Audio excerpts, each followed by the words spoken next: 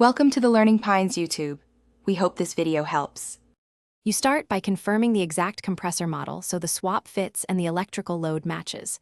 Once confirmed, turn off the breaker and lock out the panel, safety first. Use goggles and gloves because oil and refrigerant can harm skin. Recover the refrigerant with a certified recovery unit. This protects the system and the law.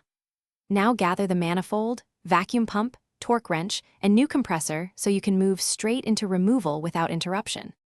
You should photograph and label every wire and line before disconnecting so reassembly is exact.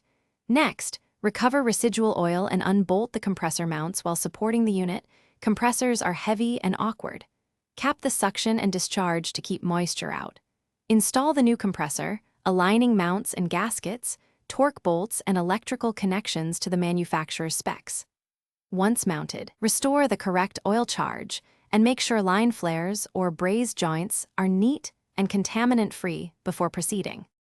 Once installed, you'll pull a deep vacuum, target about 500 microns, and hold it for 15 to 30 minutes to confirm the system is dry and leak-free. After that, charge the system to the exact refrigerant weight on the spec plate using scales and manifold gauges. Accuracy matters for performance.